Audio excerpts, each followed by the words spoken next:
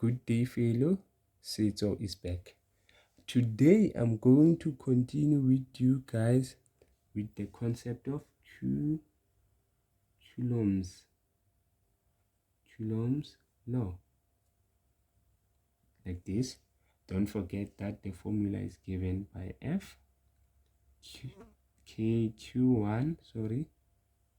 Q2 divided by R squared.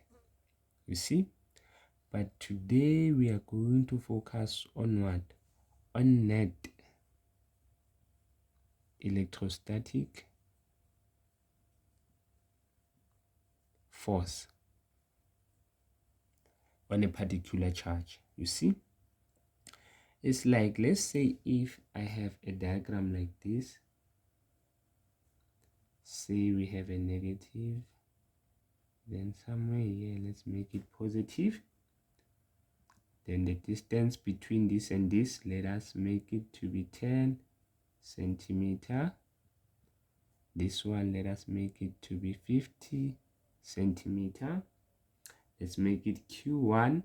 Let's make it Q2. Let's make it Q3 like this. Then let me give this one 1 microcoulomb. This one 2 microcoulomb. The negative. Let me make this one positive. This one also positive 3 microcoulomb. Then I want us to figure out the net electrostatic force that acts on Q2. You see, on Q2.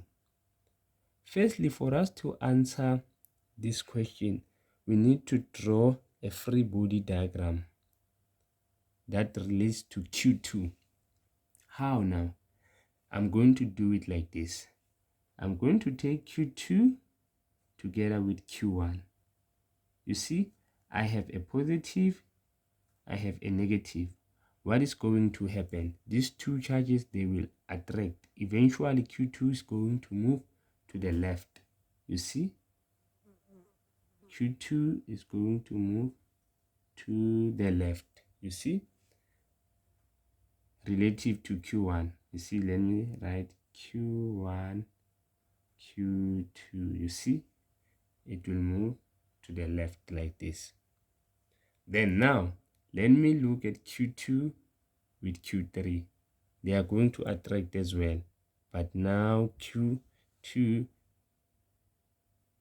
is going to move a little bit to the right. You see?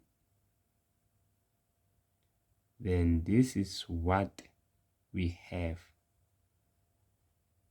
Sorry, it's 3. It's 3. Like this. Then this is going to be our F. Let me say F1. Let me say F1. Yes, let me call this one F1. Let me call this one F2. Like this. Then for us to find F net, we are going to say F1 is equals to, sorry, F net is equals to F1,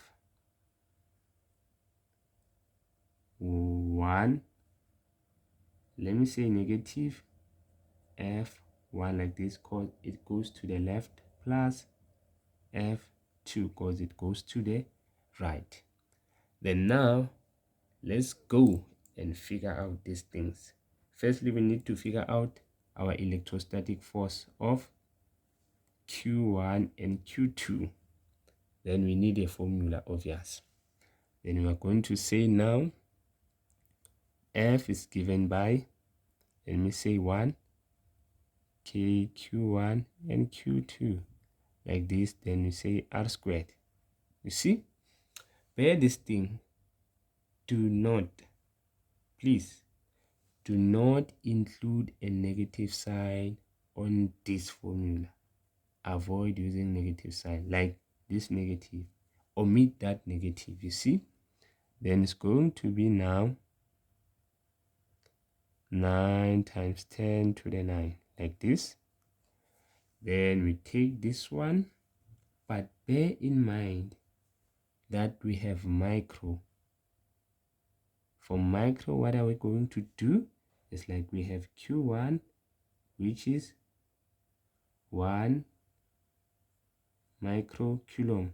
We have to change this microcoulomb to coulomb. We multiply by 10 minus 6, see? Then let us substitute 1, 10 to the power minus 6 like this. We also have Q2 now, which is negative 2. You see?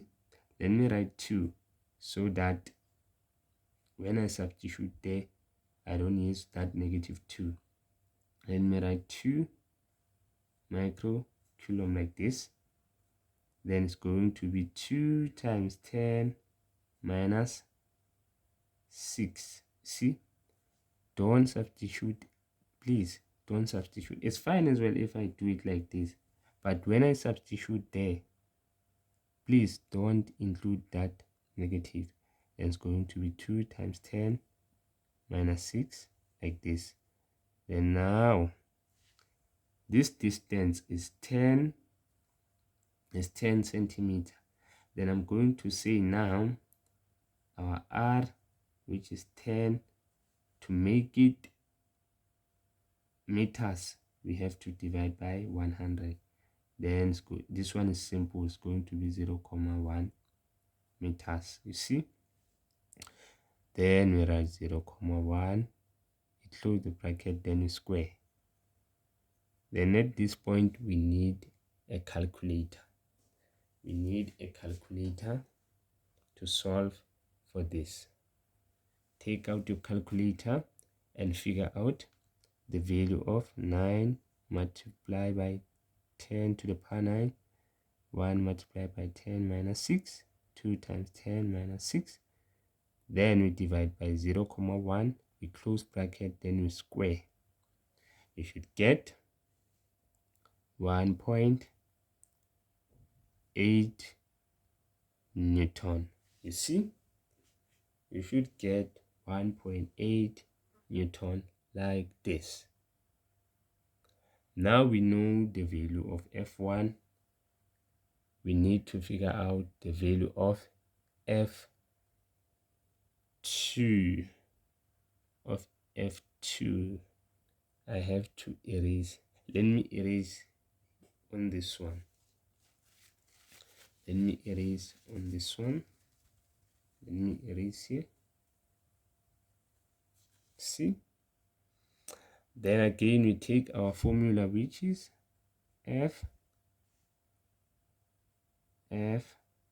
K, Q,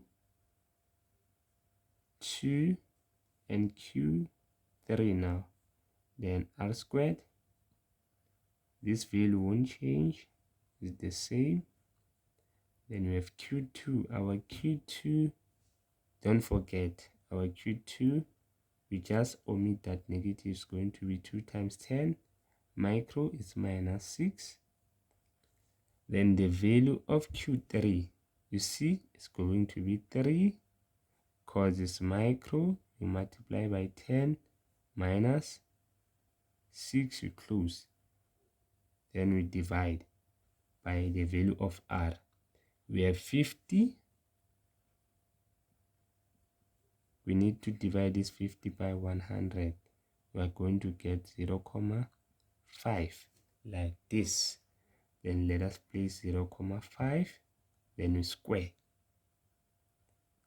Take your calculator. Let me write F2 like this. See, let me write F2.